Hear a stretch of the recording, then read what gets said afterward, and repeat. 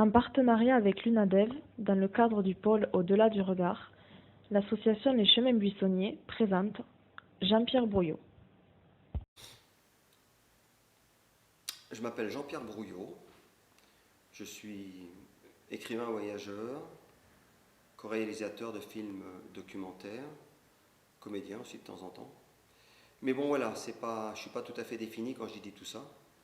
Je suis surtout un être de curiosité et qui sent la nécessité de transmettre certaines valeurs de collaboration, de solidarité.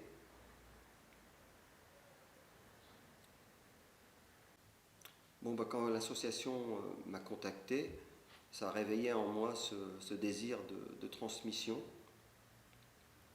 de sensibilisation en fait.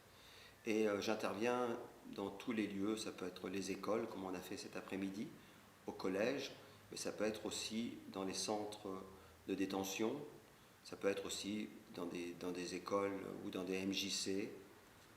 Et ce qui m'est essentiel aujourd'hui, c'est d'essayer de voir avec les jeunes, quand je m'adresse aux jeunes, ce qui les motive vraiment profondément et aussi de leur aider à trouver leur propre désir de vie. C'est-à-dire que la société, les parents, l'éducation nous proposent des chemins, mais je sais d'expérience, parce que j'ai vécu une vie un peu marginale, je ne suis pas allé à l'école quand j'étais jeune, j'ai quitté très tôt, je suis parti sur les routes du monde pendant de nombreuses années, et je me suis réalisé apparemment dans quelque chose d'anticonformiste qui m'a permis, moi, totalement de m'épanouir. Et aujourd'hui, pour moi, il n'y a jamais de point final. Quand quelqu'un est en situation d'échec, je sais qu'il peut rebondir, il peut retrouver une résilience s'il arrive à retrouver les souffles intimes de vie qui l'animent. Donc évidemment, quand vous m'avez invité, ça faisait partie, moi, des choses que j'ai envie j'allais dire de transpirer, c'est ce que je transpire dans ma vie naturellement, mais c'est les choses que j'ai envie de transmettre. Ce goût de retrouver l'intime et ce pourquoi on est fait sur cette terre. Et on est tous faits pour des choses, pour des projets différents. Et il faut cesser, c'est ce que j'essaye de dire, de se comparer. Parce que se comparer, c'est voué à l'échec. Parce qu'à un moment donné, on dit l'autre, il est plus grand que moi, et ça valide le fait qu'on n'ose pas vivre sa propre vie. Bon, je suis aveugle, et j'avais compris au début, à mon adolescence, qu'être aveugle, c'était forcément être malheureux, ou avoir une vie de compensation. Eh bien, non, mais pas du tout. On peut totalement être épanoui et réaliser nos rêves les plus intimes, leur donner des bras et des jambes, si on a le désir de le faire.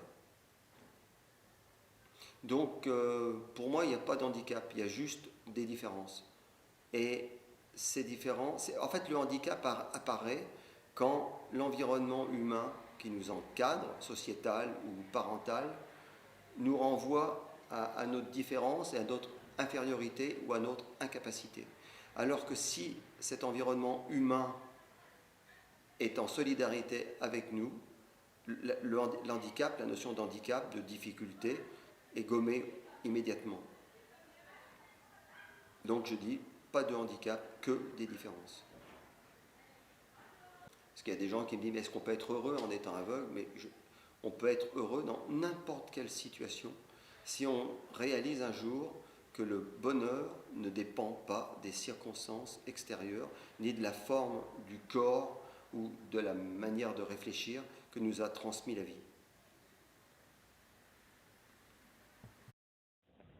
L'association Les Chemins Buissonniers remercie Jean-Pierre Brouillot pour son partage d'expérience et son partenaire l'UNADEV dans le cadre du pôle Au-delà du regard.